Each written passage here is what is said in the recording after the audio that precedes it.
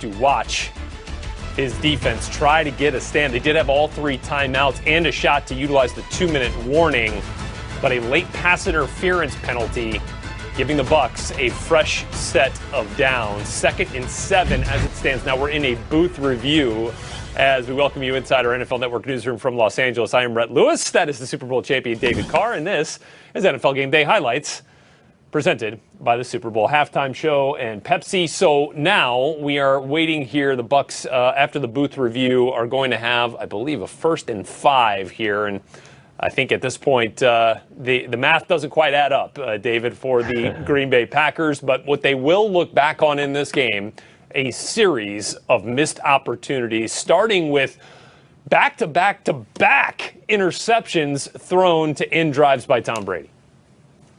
It's just crazy, right? You saw the clip of Aaron begging his defense to stop him. You got to get me a stop. And not only did they get him 1, but like you laid out, they got 3 and got the football back. And then what was just mind-boggling to me is we talked about this at halftime, and I know LaFleur wasn't listening because he went right to the shotgun and started dropping back and trying to put, Aaron Rodgers in position where, yes, he can make incredible plays. But every time you got the ball back on a short field or a turnover and you had an opportunity, you just go shotgun and you let the Tampa Bay Buccaneers, whose strength is that pass rush, just come and collapse the pocket. So they ended up not having anything happen. The one time they go down and get points right there at the end, their first play was a run. They picked up 8 yards. And you're like, okay, that's what you want to do. Then they hit the seam to Valdez-Scantling and you get something going. But man, just so many opportunities for them, so many chances. I can't think of another time. I mean, think about this. Brady throws 3 interceptions, then he has the spike, and he throws away on 3rd down. They end up settling for a field goal. Can you imagine? I mean, any other quarterback doing that in that scenario and thinking that you're still going to win that game? And that's just, he's very fortunate. He's very talented, but he's also very fortunate that did not go the other way and that the Green Bay Packers weren't able to capitalize. So 3rd and 5 coming, and it looks like they'll be able to, once they run that play, I'll have to do something on 4th down. But, it was an incredible swing to start the second half, right? So the Bucs go into the half up 28-10 or 21-10, okay? And then they come out of the half and Aaron Jones fumbles the ball on the Packers' first possession, and the Bucs capitalize, and all of a sudden it's 28-10. You're like, okay, here we go. But man, do the Packers have a couple of answers there, and then it just kind of went cold, as you mentioned. But there were 21 points scored off the turnovers in this game until the Packers could not convert on those 2 interceptions from Tom Brady.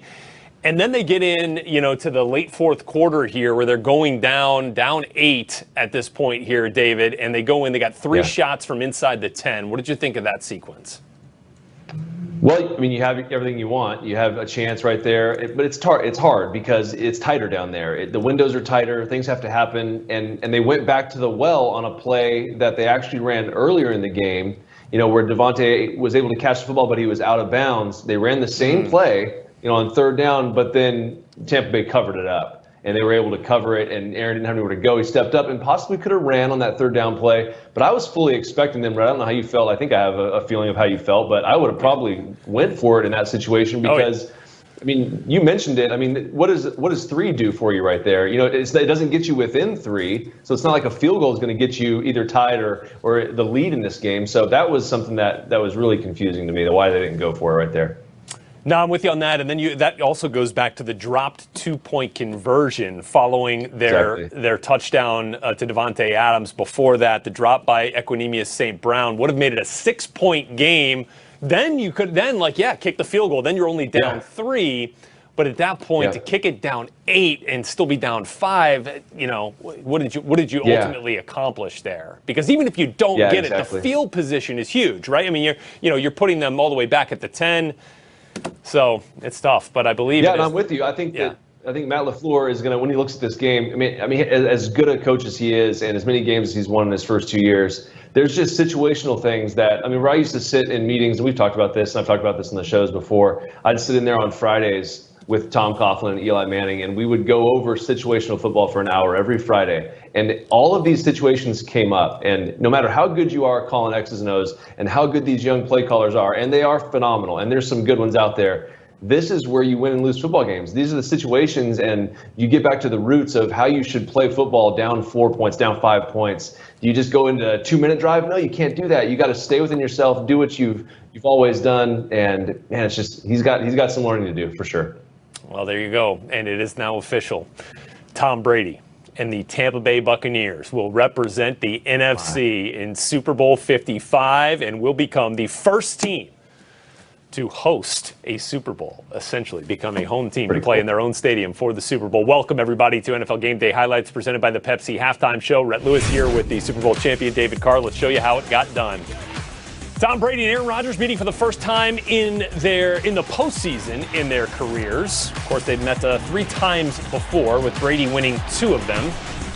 First chance for Aaron Rodgers to play a championship game at home, and he'd watch this first drive of the game for the Bucs end in a Mike Evans touchdown. Tom Brady, 9-1 in the playoffs when scoring an opening drive touchdown. That looked really good. Let's go to the second quarter here. Let's get Aaron Rodgers and this Packers offense out. Held scoreless in the first quarter. Not anymore, DC. Here comes Marquez Valdes-Scantling with the 52-yard touchdown catch. Yep. Yeah, I mean, they were pressured. I mean, guys were going up in people's faces on both sides of the ball, playing tight coverage on third downs, and the 2 quarterbacks made fantastic throws. A 50-yard touchdown there to tie it up at 7. Here comes your 52-yard gain. Tom Brady on a 3rd and 9 and third downs were so huge in this game, just letting Chris Godwin go make a play. Yeah, sure, why not? I mean, you're going to punt anyway on the next down, so you got one-on-one with a free safety and one of your better players. Give him a chance. I love it. You know, go up there and make a play. Let's go to the very next play. Check out this run from Leonard Fournette. One of the best you'll see this postseason. Fournette, watch the spin move here. Boom, and powering into the end zone for the touchdown to put the Bucs up 14-7 after the extra point. That was huge, David. That looked like the LSU version. I mean, with the spin move that he started to pull out, I mean, that's going to be difficult. You got to worry about the shoulder pads and the elbows coming at you, and then you got a spin move that he's going to hit you with too.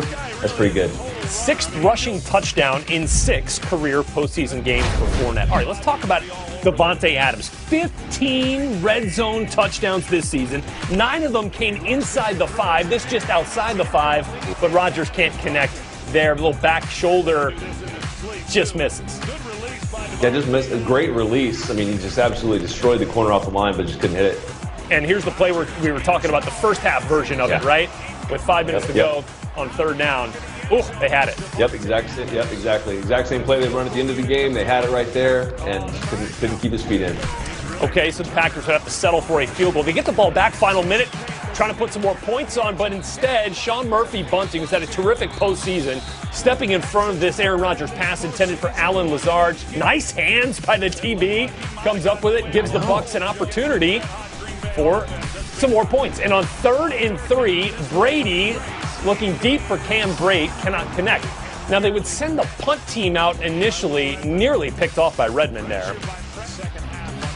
So here comes Brady back out. Series, right? I know, on 4th and 3, and they're going to get it to Leonard Fournette. That's a tough catch by a running back there in between a couple of defenders. So that gives them an extra set of an extra set of downs. And instead of going for the field goal, the long one here, Bruce Arians says no risk it, no biscuit, right? Yeah, sure. They must have known they were going to play single coverage. Let's go for it on 4th and 3 and see if we can't get Scotty Miller a touchdown. Are you kidding me? Greg Williams, are you calling plays for the Packers? What's happening? Oh, that was huge. Oh, my goodness. Huge. Just one-on-one, and Scotty Miller cashes in. Bucs get the touchdown before the half to go up 11, 21-10. Let's go to the 3rd quarter. Same score, 3rd and 5 here for Aaron Rodgers, finding Aaron Jones. First drive of the second half, and it's a fumble.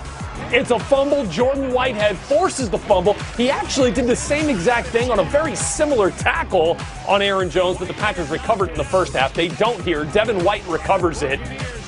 Whitehead had forced just 1 fumble in 3 years coming into this game. He had 2 in this game. One of them recovered by his team, and it was huge. Aaron Jones hurt on the play. And then Tom Brady takes advantage, David, to Cam Brate. Yeah, of course. I mean, and you have the halftime speech, and you're LaFleur, and you're saying we got to get back in this thing. You go out, fumble, touchdown, and look at you. Now you're up 18 points, but you still got Aaron Rodgers, so you got a chance. Yeah, and that seemed to almost invigorate the Packers' offense following that touchdown. Later in the third here, You saw the play of Marquez Valdes-Scantling. 4 plays later on a 1st and goal. Robert Tonyan, 8-yard score, 12th receiving touchdown this season. And Rodgers has a multiple touchdown pass game for the 9th straight playoff contest. Packers within 11 again. Oh no, Tom Brady. Off the mark, intended for Mike Evans, and Adrian Amos has the pick, and here comes Aaron Rodgers once again here, David. And on that next possession after the turnover, let's get the big guy involved. A.J. Dillon, 13-yard gain with Aaron Jones out of the game. You see him there on the sideline. 5 plays later on this drive. This was a long drive. Jamal Williams from Aaron Rodgers. That at 1st down on 3rd and 2 goes for 11 as the drive continues. Tom just sitting there and watching, and here you go. 3rd and goal. David, finally, Davante Adams inside the 5, and they make it count. Yeah. And I was surprised they went all-out pressure there because they had it kind of covered up the first couple plays, and then they decided to come after him. And when you give Davante a 2-way go, this was huge, too, dropping the 2 points, obviously, at the end. But you give Davante Adams a 2-way go, he's going to beat you.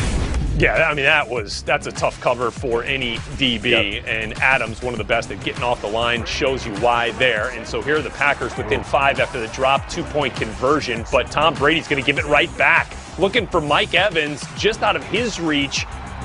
And Jair Alexander comes down with it. And he kind of double pumped, and then the defender kind of played underneath Mike Evans. So that ball, even before he threw it, and he kind of jumped, you're like, that's going to be high. Just knowing from a quarterback position, it was just high enough to get an interception.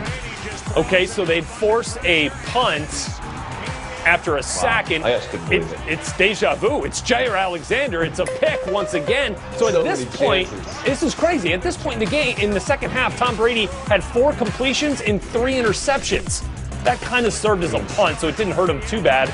And here, I mean, the Tampa pass rush, Shaq Barrett and Jason Pierre-Paul, I mean, they were essentially MVPs in this game. Yeah, no, they really were. And it was like, you're going to have to deal with that the entire game. So I really questioned some of these calls. Like, why would you even put them in positions to do that? I understand you're looking for pass interference calls. You want something to happen. But then they come back and they start running some screens. They're doing what the Packers should have done with the football. Oh, and how about Rob Gronkowski making an impact on his first catch of the game, a 29-yard game. Bucs would add the all-important field goal there to go up by 8, 31-23 on that drive. Oh, but check out Aaron Rodgers connecting here again with Marquez Valdes-Scantling. He was the big play man on the day. Yeah, that's a throw he tried to make earlier in the first half and wasn't able to do it, but that one was right on the money. 29-yard gain, 3 plays later, 2:28 to go. Rodgers to Adams, stiff arm and inside the 10 now after the 11-yard gain on 3rd and 1. First 2 downs following that first fall, incomplete for Rodgers, and then on 3rd, again, no shot there to Davante Adams, essentially double covered. So 4th down, what do you do? Ah, man, you know, me and you both would have said, let's go. We were going to go for it, but they kicked it. Oh, couldn't believe it. They end up kicking the field goal, and Brady and the Bucs now trying to run out the clock. And on this pass on a 3rd and 4, see that the back judge had a clear view of Kevin King tugging at the shirt. And while it may not have made a huge difference in Johnson's ability to catch the ball, PI comes out and the drive is extended. And this would essentially end it on 3rd and 5. Godwin, end around, 1st down, ball game. Tampa becoming the first team in NFL history to play a Super Bowl in their home stadium as the Packers eliminated on their home turf. Aaron Rodgers now lost 4 consecutive NFC Championship games, 31-26 the final. The Bucs, as a wild card team, DC, are going in to the Super Bowl, now sitting back and watching the Bills and the Chiefs here in just a little bit. All right, so let's show you here. Tom Brady now has 10 Super Bowl appearances, doubling up John Elway, who has the next most, as 5. He has 3, David, Super Bowl appearances.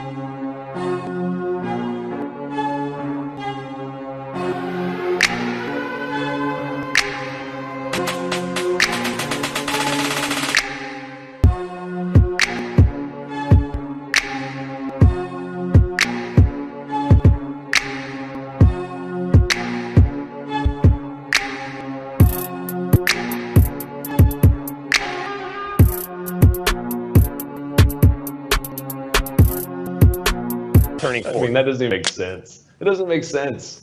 It just doesn't. I just don't. I mean, he's an incredible player, and it's really cool, honestly, that they're going to be able to play in their home stadium for the Super Bowl. I mean, that's never happened. So that's a neat thing. But, I mean, it just shows, Brady's brilliance. I mean, obviously he doesn't have the best second half, but I think his brilliance was picking this team. Honestly, when you look at it and you're able to go anywhere and you leave New England, you look for a complete defense, which they had, all of the weapons they have on the outside. I mean, the different multitude of personnel groups that they can throw at you, the playmakers. It's just a brilliant move by him. I mean, that's just he's playing chess. Everyone's playing checkers. I thought it was Belichick, but it's clearly Brady. Oh, man. Just a 10th Super Bowl appearance. Today playing in his 14th conference championship game. So he's 10-4. He's almost got a full season of conference championship games under his belt in a 2-decade-plus career. Some tremendous. I mean, the first half was fantastic. I mean, look, they gave themselves some cushion, David. I mean, they gave themselves the opportunity to make a couple of mistakes late and to still have the opportunity to make up for it. I mean, and that play to Scotty Miller, I mean, that will go down as one of the biggest in the game. Yeah, for sure. I mean, there were huge plays all over the place, but that play right there was just, I mean, obviously Scotty Miller wasn't the number one guy. He wasn't the main guy. He's not the best player on the field at that time, but he was able to identify the one-on-one, and he took a shot at it and he made it count. He did that all day. I mean, whether it was the rookie or young guy Johnson making plays, Mike Evans, Scotty Miller, Godwin, it didn't matter. Gronk when he needed him.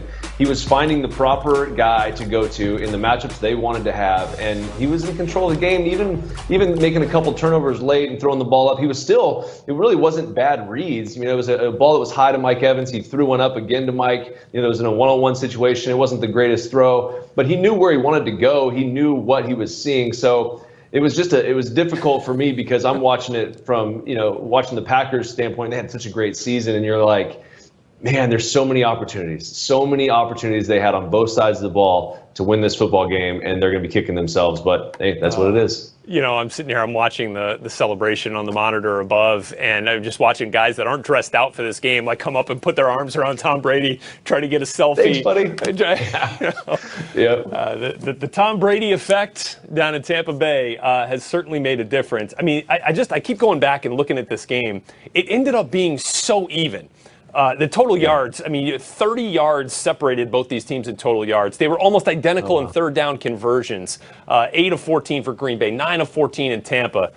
Time of possession didn't really matter in this game when it all came down to it. The Packers got a little bit extra in the second half. So after getting the trophy, his first NFC championship trophy, Tom Brady there accepting that honor. Here it is.